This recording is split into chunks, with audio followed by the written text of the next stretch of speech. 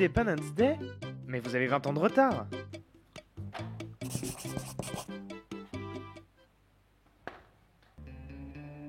Non mais attendez, vous pouvez pas faire ça, vous pouvez pas reprendre exactement le même film, coller un de derrière et faire passer ça pour...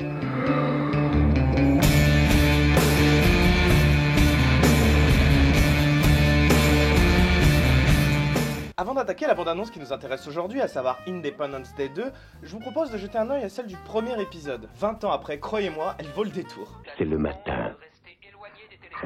Vous vous réveillez. Arrête. Vous embrassez votre petite famille. On dirait le début d'une pub pour un petit déjeuner. Le soleil vient de se lever, Vous vous réveillez. encore une belle journée. Vous embrassez votre petite famille. Et il va bientôt arriver l'ami. Puis cette voix, ils étaient vraiment obligés d'engager un dépressif? Ok, c'est parti. C'est le matin. Tu peux me la refaire avec un peu plus d'enthousiasme? C'est le matin. Ok, bon, là, tu viens de gagner au loto, ta femme est une mannequin suédoise, et tu découvres que tu peux changer l'eau en bière. Vas-y, c'est à toi. C'est le matin. Ok, super, merci. Et vous imaginez le gars qui raconte tout ce que vous faites à voix haute? C'est le matin. Ah, Vous vous réveillez. Sérieusement, cette voix off, c'est le cancer des bandes annonces de cette époque. Vous l'avez partout, tout le temps, et elle ne sert systématiquement à rien, à part enfiler les banalités et décrire ce qui se passe à l'écran. Il existe un jeu qui s'appelle Jumanji et qui a une vie bien à lui. Enfoui depuis des millénaires, un mystère, un secret, un passage vers le futur.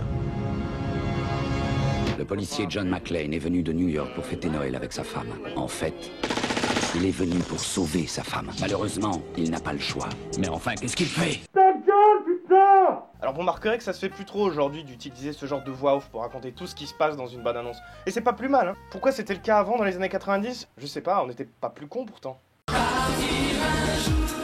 Il y a une autre scène aussi dont je voulais vous parler, alors c'est pas exactement dans la bande-annonce mais j'avais envie d'en parler quand même, c'est cette scène où le chien du héros échappe à un mur de flammes.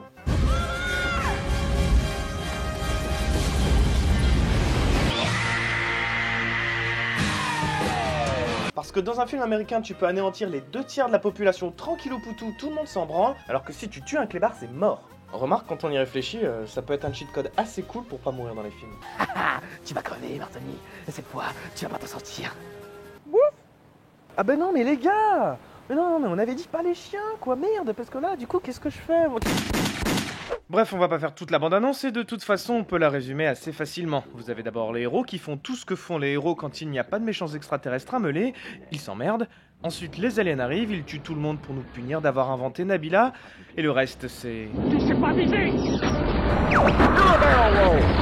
Et des punchlines inutiles. Vote l'ennemi et on gagne la partie. C'est ce que j'appelle une rencontre de troisième type. Et Independence Day 2, tu veux en parler, connard? Bah en réalité je suis un peu en train de le faire. La bande-annonce du 2 c'est exactement le même principe.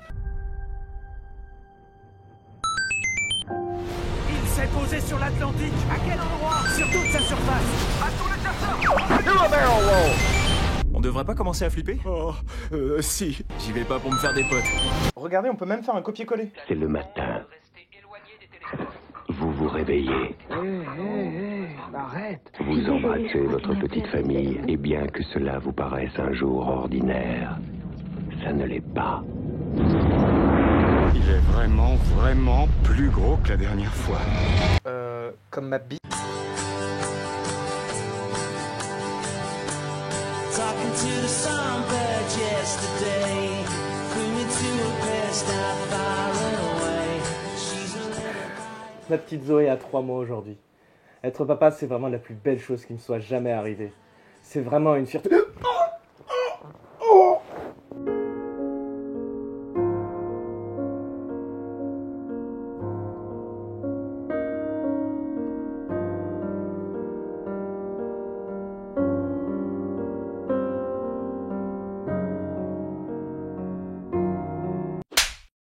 Bref, on nous resserre du vieux dans un emballage tout neuf. Une tentative éhontée du réalisateur Roland Emmerich de nous extorquer de l'argent contre un petit peu de nostalgie. Sauf que tout le monde s'en fout d'Independence Day.